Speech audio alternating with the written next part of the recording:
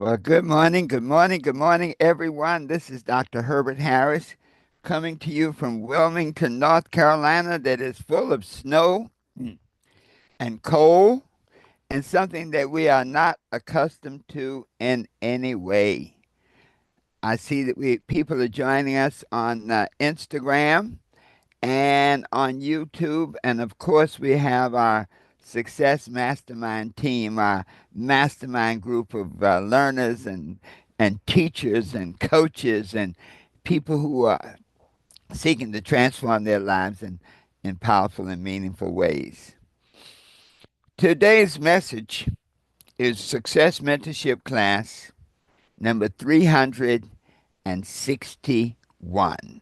361. Can you imagine that? And our topic for today is what is love? What is, and that we're even going to follow that up with a why is love. So what is love and why is love? Much of what we teach is based on our book, The 12 Universal Laws of Success, and just the life lessons that we have experienced over the many years that we have been on this journey. I invite you to visit our website, herbertharris.com, and get a copy of our book, The 12 Universal Laws of Success, and look at some of the other goodies we have there, the Success Toolbox, the New You for the New Year Home Study Course, all things designed to help you be, do, and have anything you desire. Before we get started, let us do a meditation to get us centered on who we are, what we're about, and what we're about to do. So let's just close our outer eyes for a moment, open our inner eyes. Take a deep breath and hold it. Let it out slowly.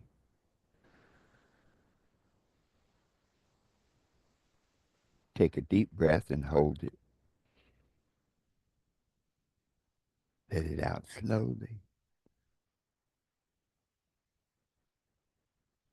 And in this space of peace and relaxation, I am at peace with myself. Let us affirm that together. I am at peace with myself. And just let that peace sink in. And in this peaceful state, our minds are open, receptive, and ready to learn. My mind is open, receptive, and ready to learn. Let us affirm that together. My mind is open, receptive, and ready to learn. Take a deep breath. Let it out slowly. And so it is. All right. This morning, we have this topic of what is love. I like to start with a quote from Robert Henman, and he says that love is that condition in which the happiness of another person is essential to your own. Love is that condition in which the happiness of another person is essential to your own. I chose this topic today, one, because we're getting ready to start the month of February, which is traditionally looked upon as the love month, Valentine's Day and whatnot, but also because I perceive a vibration in the world that cries out for more love. You know, this last Christmas, I had friends, families who could not get together for Christmas dinner because of different ideologies, because of different beliefs. People who had grown up together and gone to school together, now with these different philosophies and politics and things, they have been so separated that they can't even sit down together. And so when I thought about that, many of us are entrepreneurs and many of us are people who are involved in helping people transform their lives in meaningful ways. And so it's important to understand, how do we get beyond this? How do we get past this? When we look at in our families and our even in our interpersonal relationships in our cities, in our states, in our country, in the world, there's this seems to be this worldwide vibration of wars and hate and division and all those kind of things. Very often we might say the positive aspects of the world, um, we often tend to ignore it, trying to focus on the positive. But I always say life is like a garden. And in a garden, of course, you must plant weeds and cultivate you must plant flowers and cultivate them. You never have to plant weeds. And so it is a part of the normal cycle of life that weeds grow, negative ideas grow, negative mindsets grow, negative ideologies grow. But there's one very, very powerful thought, and it says that love is the answer. In Marvin Gaye's "What's Going On," and I'll tell you this, folks, that that entire program. Let me do something one moment. That entire program of "What's Going On" was such a powerful thing that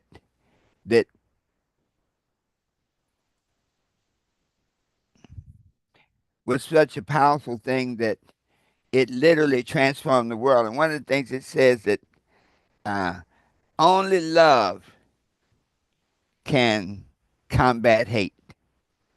It says, what's going on? War is not the answer. Only love can combat hate. So the message today is really about looking at how we can focus on this positive vibration of love and use love in so many ways to help ourselves, to help get our message out, to help transform the world, and to be that light that really has to keep shining. And so when we think about this idea of love, this is probably love is one of the most misused words. We talk when we listen to television. Everybody, well, I love this. I love your work. I love this, and so it's important to know that love is a word based on our value system. Each word, and especially emotions that we have, are based on what's important to us. Isn't it interesting? We have one word to describe love, and the Eskimos have over 50 words to describe snow because that's important to them. Wet snow, powdery snow, hard snow, because snow can impact how they live or whether they live. And so, first, let's just quickly look at some of the different types of love. There are many others, but there's of course that romantic love, and I think most of us think about that. When we consider love, there like to think of three variables or three foundations: intimacy, passion, and commitment. And when we look at the different types of love, it's sort of the a different combination of these three things. And so we have romantic love, and that's full of intimacy and passion. Now, it may be temporary. It may not last long, okay? But romantic love is, we often say that first love, and when you first meet somebody, when you first have an experience that you enjoy. And then we have companionate love. And this is characterized by, of course, passion and intimacy, but it also has a sense of commitment, long term commitment. So these are like family, friends, those people that you know all throughout your life. And this companion relationship is so deeply based on trust and and you might say permanence. You know, we often when we talk about friends for life,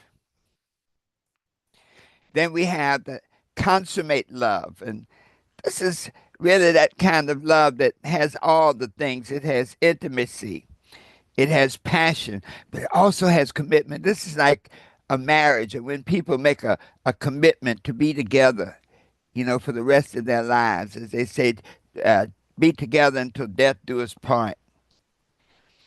It requires maintaining this passion and this intimacy and this commitment over time.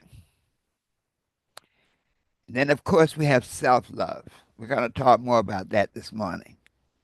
But that self love is essential for your own emotional well being. If you don't love yourself, then everything you do is built on shaky ground.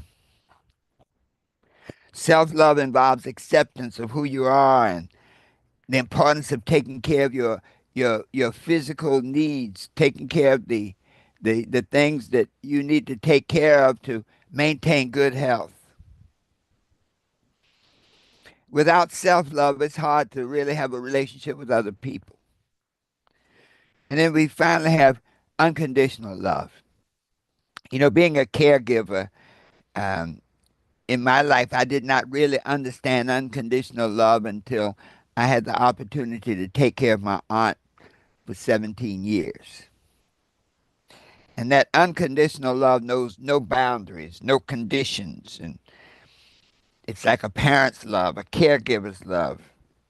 You know, you love your children no matter what they do. There's nothing a child can do so bad that you stop loving them. And so it is important to understand these different types of love just because it gives you now a context of when you use the word.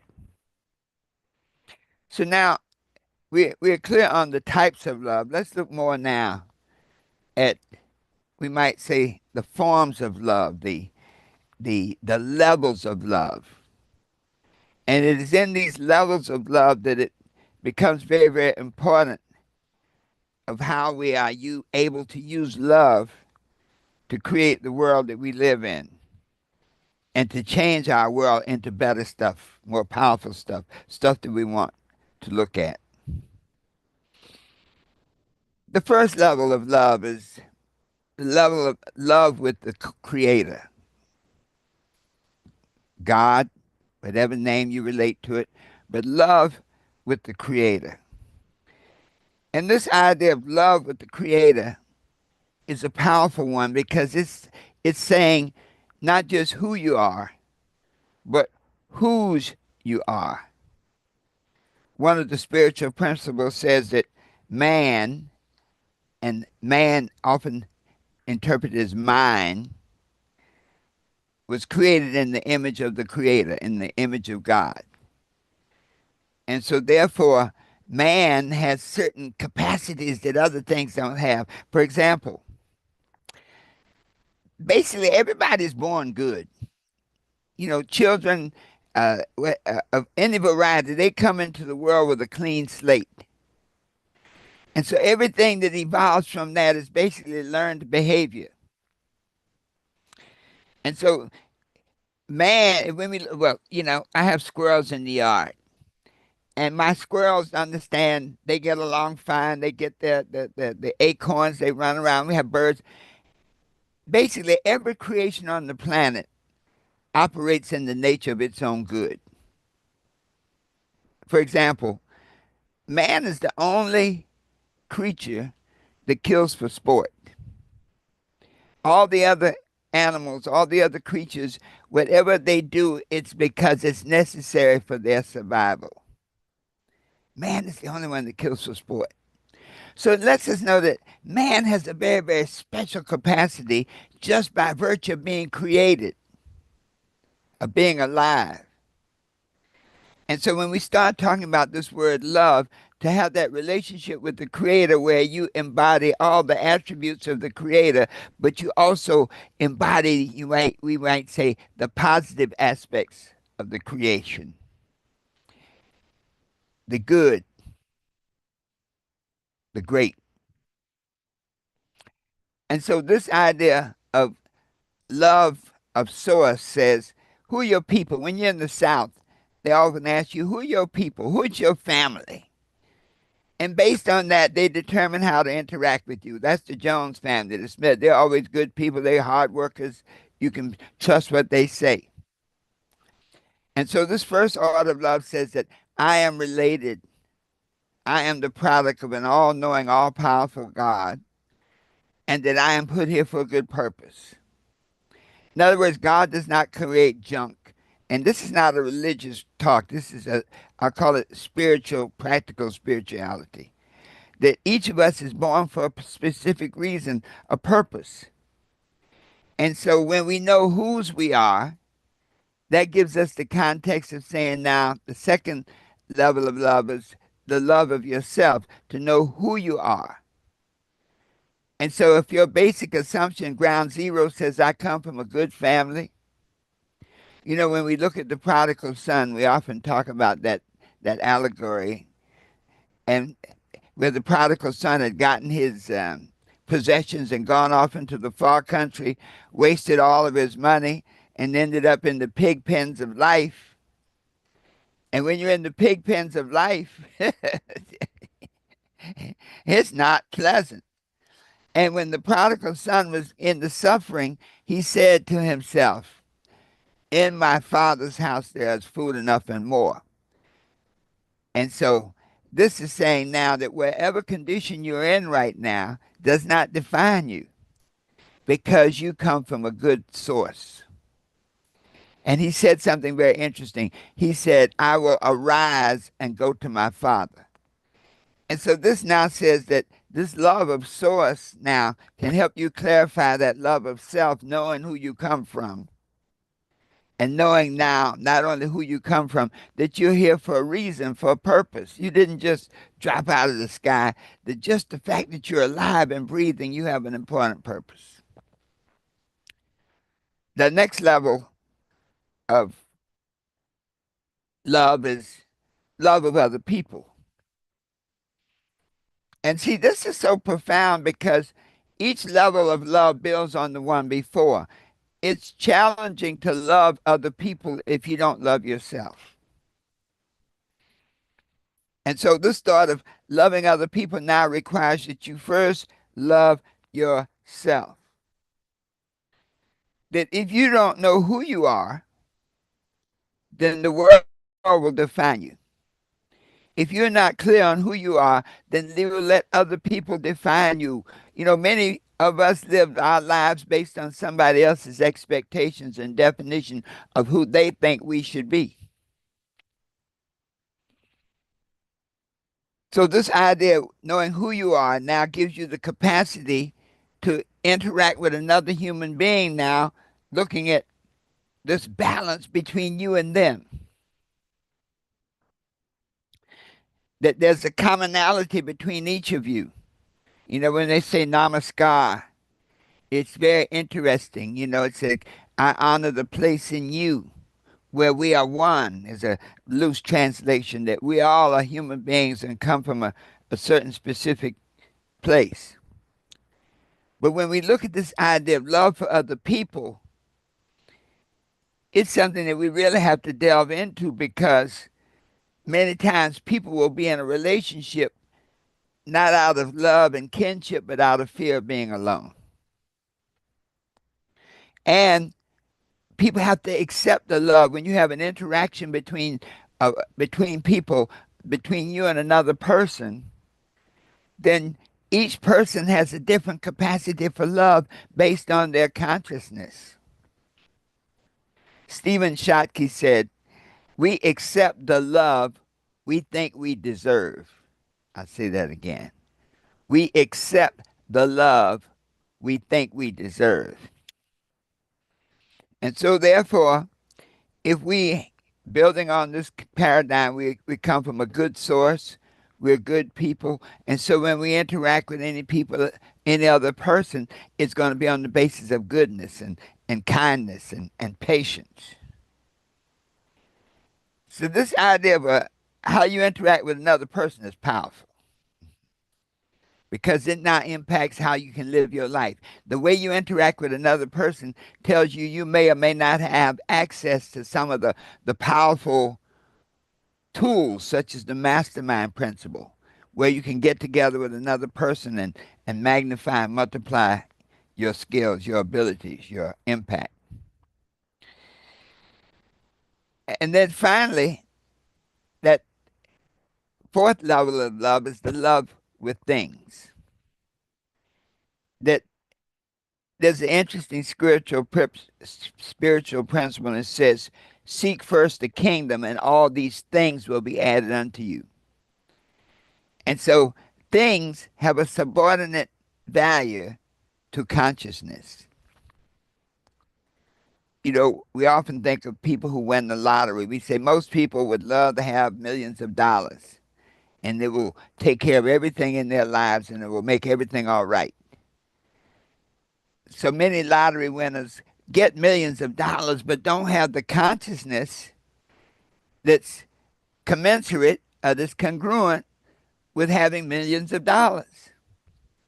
And so over time, a large percentage of them lose it and actually have a terrible experience of life based on getting what they thought they wanted, what they thought would make all the difference. Things should serve you and not you serve things. There are people that live their entire lives looking for brands. If something doesn't have a brand name on it, every piece of clothing has somebody else's name on it. And so things can run you. The essence of happiness, though, is that you master things. So now we've dealt with what love is. Let's look at this next thing of why is love important? Why can the proper understanding of it, have such a profound impact on our lives and our level of success and achievement? Well, we have to have that love of source because once we acknowledge that we come from a good place, from a good family, then whatever is going on around us does not impact us because we know who we are. So just as the prodigal son, when we acknowledge we come from a good source, so in life, as we go through the changes of life, our circumstances don't define us. We can be poor as Joe's church mouse, but yet have that feeling of worth and value. We need love of ourselves because it's important that we know our value, our self-worth. Many times, I think Eleanor Roosevelt once said that nobody can make you feel bad unless you permit it. That's a loose quotation.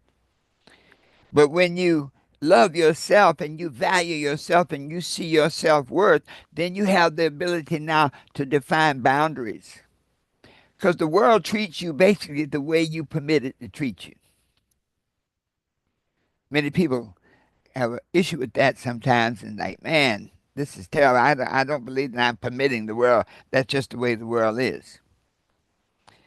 But this thought of knowing who you are says now that any person, any situation that is not congruent that with your self-worth, anything that you interact with that does not respect and is congruent with your self-worth, with the value you have of yourself, get rid of it. Don't accept it and cast it aside. We must understand loving other people. It's important to love other people, knowing who we are, because we operate. There's certain things that you cannot access by yourself. We are social creatures. And when we talk about the mastermind principle, two or more gathered on one accord, I am the making power. The power to do great things is among them. You can't access that if you don't love yourself. Or when you access it, the universe is harmonic. And so you can have a mastermind of negative people, We see that happening in the world. You can literally have an entire group of people whose entire frame of reference is based on hate, division, and all that negative, nasty stuff. And their reality is just as real to them as our reality is to us. But when we know who we are, we can reject that kind of thinking. The power, though, of understanding that love of other people is the golden rule.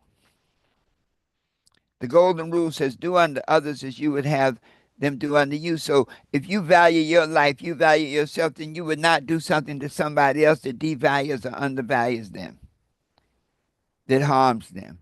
You know, with just that rule alone, we'd eliminate all the wars. We'd eliminate all the meanness and all the hatred. Do unto others as you would have them do unto you. You know, hurt people hurt people. And so when we look at our lives and the people that we're attracting into our lives, some of them may be negative. Some of them do mean things to us. Don't curse them. Go look in the mirror and ask yourself, what vibration am I sending out that's calling these people into my life? What boundaries am I not establishing that folks treat me any way they feel they want to? The moment you do that self introspection, and see, many times you have to reverse engineer. When you look at the people that you're attracting and the experiences and the situations, not just people, but whatever you're attracting in your life, you may have to reverse engineer and go back and say, hey, I'm attracting these people because I don't love myself. I don't love myself because I don't know who I am. I don't know who I am because I don't know whose I am. And that way you have to go back, as it says in the spirit, go back into the closet of your mind and understand what that's all about, who you really are. See, the moment you can go into that quietness of your mind and your intention be to achieve clarity, then you know who you are and you can reconstruct yourself. And then finally, we need love in dealing with things. When we are the master of things, we can do incredible good stuff for the world. You know, when we look at our money and our material possessions, we ask that question, how can my money, how can my material possessions help other people? How can what I've accomplished, my success, my material rewards and gains, how can they be a blessing to the world? You know, I have a lot of respect for LeBron James. Very few people realize that LeBron James has sent over 3,000 young people to college, full ride scholarship. He set up schools. I know I'm sure there are a lot of other billionaires who've not used their money in such a powerful, impactful way. And so when we get that understanding of that right relationship, that love for material possessions, where we love them as servants to do our good rather than as masters that have us working for them. So I know we've had a long journey today talking about love, but let us summarize that love is really that relationship where you are concerned about how someone else feels. That there are different levels of love, different types of love that can transform you from where you are to where you want to be. That you have romantic love and companionate love and consummate love and self love and unconditional love. All of these are manifestations of the love capacity you have. That you have levels of love, love with your source to understand whose you are, love with yourself to understand that you're a good person and put here for a profound reason, love with other people with that idea that together we can create powerful things through principles that we can only access by having relationships with other people. And love of things, using things as a power tool to transform our lives and to transform the lives of the people we interact with. When we can understand and comprehend and relate to this this power of love, of what is love and why is love, we realize that love is a great tool that can help us create the lives we desire, that can help us be what we want to be, do what we want to do, and love can help us have anything we desire in proper balance, proper consciousness, always knowing that the best is yet to come. So let's let that sink in this morning. Those on Instagram, those on YouTube, thank you so much for joining us. Please share this broadcast with at least three other people and join us again every Saturday morning at 8 a.m. Those of you on Zoom, hold on for our discussion. I invite all of you to visit our website, www.herbertharris.com. Be sure to get a copy of our book and see some of the other powerful goodies there that can help you transform your life from what it is to whatever you want it to be. Always knowing that the best is yet to come. And so it is.